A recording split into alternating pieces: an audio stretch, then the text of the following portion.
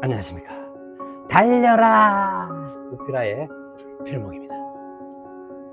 오늘의 오밥은요, 역대상 11장 41절의 말씀입니다. 햇사람 우리아와 알레의 아들 사밧과. 아멘. 자, 어제 역대상 10장 말씀은 사울의 죽음을 통해서 왜 이스라엘 민족들이 바벨론 포로기를 보내야만 하는지 그 해답을 비유적으로 알려주신 것입니다. 자, 이제 새롭게 이스라엘이라는 나라를 재건하는 그런 똑같은 패턴의 내용들이 오늘 말씀에 나오는 것입니다. 자, 이제 사울을 이어서 새로운 나라를 하나님께서는 만드시기 위해서 다윗을 왕으로 세우십니다. 사울 왕이 죽자 헤브론에 있는 다윗을 이스라엘의 각 지파의 장로들이 찾아가서 하나님 앞에서 그 언약의 말씀대로 다윗에게 기름을 부어 이스라엘 왕으로 추대하게 됩니다. 자, 그래서 이제 다윗이 왕이 되고요. 이 여부스 족속이 살고 있던 예루살렘 성을 진멸을 해서 다윗 성으로 바꾸는 그런 내용이 나오고, 그렇게 나라를 재건하는데 열심을 다했던, 충성을 다했던 그 용사들의 이름들이 소개해 주시는 말씀이 나옵니다. 한 명 한 명 읽어갔는데 저의 눈을 멈추게 한 그 말씀이 있습니다. 그것이 바로 오늘 우리가 읽은 이 말씀입니다. 자, 누가 이름이 등장합니까? 바로 햇사람 우리아입니다. 햇사람 우리아. 기억나시죠? 이 밧세바의 남편이었지 않습니까? 이 밧세바를 취하는 그 죄를 덮으려고 그 남편을 전장에 몰아놓고 전사하게 만든, 정말 다윗이 이렇게 했을까라고 할 정도의 끔찍한 일을 통해서 죽임을 당한 사람이 바로 이 햇사람 우리아입니다.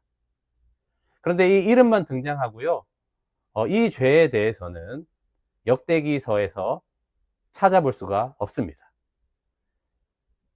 자, 이것에 대해서 왜 다윗의 죄를 역대기에서는 기록하지 않았냐? 이 여러 학자들의 이야기는 이렇습니다. 이 역대기의 목적이 무엇이라고 말씀드렸죠? 이 포로기에서 다시 이스라엘로 돌아온 사람들이 1차 독자라고 하였습니다. 그래서 이 책의 목적은 그 사람들에게 위로와 소망을 주기 위한 목적으로 이 역대기가 쓰여졌다라는 것을 말씀드렸습니다. 그래서 다윗의 나라, 이상적인 그 나라는 이 모습이다라는 것을 알려주기 위해서 이 죄를 삽입할 필요가 없었기에 이상적인 새롭게 될 나라를, 다윗의 그 나라를 보여주기 위한 목적으로 이것을 실지 않았다라고 학자들은 이야기합니다. 자, 그런데 저는요, 이 학자들의 이야기 말고 오늘 말씀을 읽으면서 저에게 이것을 깨닫도록 해주셨습니다. 자, 다윗은 이 일로 인해서 정말 고통 속에 있었죠. 그래서 시편 51편에 주여 나를 주 앞에서 쫓아내지 마시고 주의 성령을 내게 거두지 말아 주소서라고 고백합니다. 덮었던 이 죄가 선지자 나단에 의해서 온 이스라엘이 알게 되고요, 또 오늘 우리에게까지 알게 되는 것 아닙니까? 그러면 왜 하나님께서 이 죄에 대해서 기록하지 않았냐? 오늘 저는 이 말씀을 읽는데요, 하나님께서 다윗의 죄를 용서하시고 그 죄를 잊으셨다라는 것입니다. 시편 104편 12절에 보면 동이 서에서 먼 것 같이 우리의 죄가를 옮기셨다라고 말씀하십니다. 자, 이 말씀은 예수 그리스도 안에서 온전히 이루어지죠. 예수님의 그 십자가를 통해서 우리의 옛사람이 지었던 그 사람, 옛사람이요, 주님과 함께 죽어서 끝나게 해주신 것입니다. 이제는 예수 그리스도의 부활의 생명으로 다시 태어난 우리가 하나님의 자녀가 되었기에 이제는 새 사람으로 하나님께서 생명의 역사로 새로운 나라의 백성으로 인도해 주신다라는 것입니다. 참 놀랍죠? 이 햇사람 우리아를 통해서 복음을 여기에 담고 있는 것입니다. 여러분, 옛날에 어릴 때 입었던 상처들, 또 청년이 되었을 때의 상처들, 고통들, 또 여러 가지 쓴뿌리가 왜 우리를 계속해서 붙잡고 있을까요? 그래서 예민한 부분은 계속 예민하게 반응하게 되고, 약한 부분이 건드려지면 분노가 치밀러서 그것이 표현되어지고 폭력적인 것으로 나타나고, 왜 그럴까요?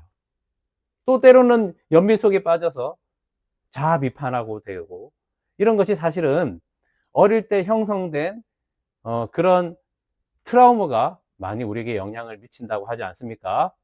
자, 여러분, 근데 우리는 분명히 기억해야 합니다. 나의 복음이 확실하다면 우리는 주 예수 그리스도 안에서 새롭게 된 피조물이 된 것입니다.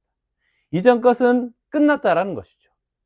그 십자가에 옛사람이 죽었기에 우리를 발목 잡고 우리에게 트라우마가 됐던 그 영향을 주는 그것들에 대해서 우리는 상관없는 자가 된 것입니다. 이제는 하나님의 새로운 은혜의 역사로 새 백성으로, 새 자녀로 하나님께서 성실하게 그 놀라우신 계획대로 우리를 인도하신다라는 것입니다. 우리를 새롭게 하신 이 예수 그리스도의 십자가 복음을 믿고 계속해서 언약하신 말씀 위에 굳건히 서서 흔들리지 않는 여러분 되시기를 축복합니다. 기도하겠습니다. 하나님 아버지, 감사합니다. 옛사람, 상처 입고 고통 가운데, 괴로움 가운데, 트라우마 가운데 있었던 그 옛사람은, 죄인은 이제 끝났습니다. 주님의 십자가에 연합하여 못 박아 죽었습니다. 이제는 예수 그리스도의 부활의 생명으로 다시 태어난 하나님의 자녀가 된 것입니다.